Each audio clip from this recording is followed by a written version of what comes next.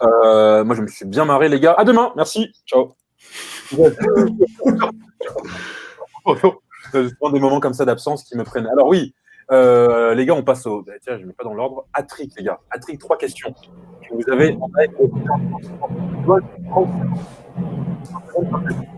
micro. Première question. Non, je vais commencer par toi, Thibaudot. Toi, l'amoureux de Serie A. Est-ce que Ribéry est le meilleur ailier de l'histoire du foot français devant Robert Pires et en attendant Kylian Mbappé après sa performance XXL contre l'Inter, 2 passes décisives? Il avait donné l'avantage à la Fiorentina, à la Viola, 3-2 à 10 minutes de la fin. Ses coéquipiers n'ont pas pu maintenir l'avantage. Ils ont pris 2 buts dans les 5 dernières minutes, qui donnent la victoire au Meazzurri de Conte et de l'Inter. Bref, il a fait une prestation stratosphérique. Est-ce qu'il est le meilleur ailier de l'histoire du football français? Ouais, je pense que oui, concrètement, longévité, palmarès, il a fait une saison où il finit top 3 au Ballon d'Or derrière les deux Stremons qu'on connaît, Messi et Ronaldo. Donc pour tout ça, je pense que oui, le seul bémol, ça aurait été sa non-longévité en équipe de France. Mais pour tout le reste, ouais, c'est clair, net et précis qu'il bouffe n'importe quel ailier français dans l'histoire du football. Et doit-il payer pour les rageux? C'est ça. Ouais, Allez, chose.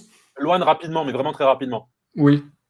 D'accord. Si tu veux rapidement. On peut pas faire plus rapide, gros. Je peux pas faire plus rapide. Ah, c'est simple. Ribéry, il dégage tout, de la technique, de la rapidité, de l'aisance technique. Quand même une science du placement, une science du jeu. Intéressant, c'est pas juste un joueur qui dribble, qui sort de la rue, c'est quand même un joueur qui connaissait son foot, qui sait le jouer. Dans l'ensemble, il faisait quand même des merveilles. Ok. Amen.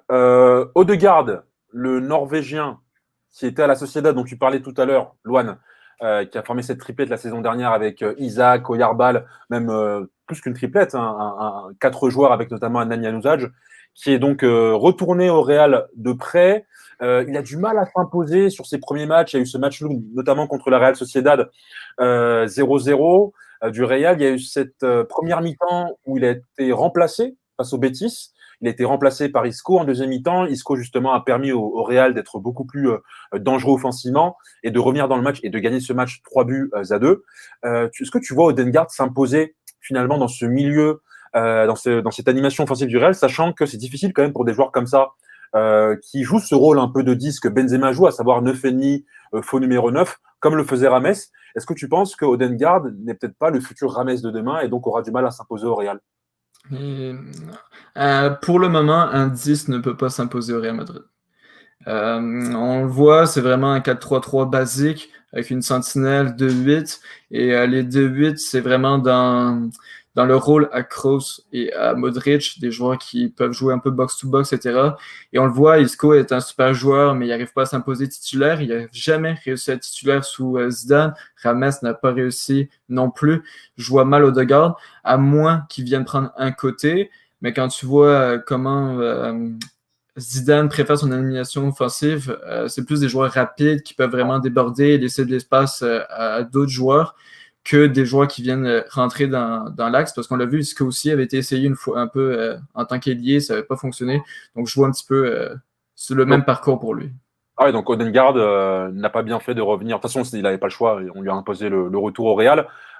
Thibaudot, Odegaard, un syndrome Rames? Ça va être hyper complexe. Je pense que c'est l'année ou jamais, parce que concrètement, ils vont pas le refaire partir pour le refaire revenir, donc ça sera l'année ou jamais. Je pense que ça va être très compliqué, très très compliqué. Il n'a pas des profils qui peuvent lui permettre de s'exprimer pleinement. Même quand tu regardes l'attaquant de pointe, au final, Benzé, qui aime bien revenir dans le jeu, etc. Donc quand tu sais que lui, il est vraiment axial et plus créateur de jeu qu'autre chose, ça va être complexe. Ça va être complexe. Rien que pour un 10, d'exceller dans cette formation, en effet, comme l'a dit Luan, ça va être chaud. Ça va être chaud. Dernier sujet, les gars. Ismaïla Sarr, le grand oublié du mercato de Première Ligue. Ismaïla Sarr qui joue toujours d'ailleurs à Watford, qui a été relégué en deuxième division anglaise. Il a joué en première ligue la saison dernière. Il a fait 33 matchs, je me souviens bien, 6 buts, 6 passes D, avec notamment ce match stratosphérique contre Liverpool où il marque notamment. Pour l'instant, on l'avait annoncé à Liverpool, mais Liverpool est allé chercher Diogo Jota à Wolverhampton, le Portugais. On parle notamment d'écurie du top 6, de Leicester notamment. Est-ce que vous le voyez être recruté là sur les derniers jours du mercato?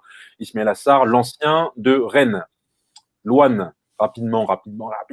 Oui, mais pas une aussi grande écurie que tu as nommé avant. Je pense que si ça se fait, ça sera une équipe dans le top 10, peut-être Wolverhampton qui doit remplacer Diogo Jota. Il n'est pas portugais, Ismaël Assar. Ça marche pas. Il n'a pas comme Benjamin Mendes. Mais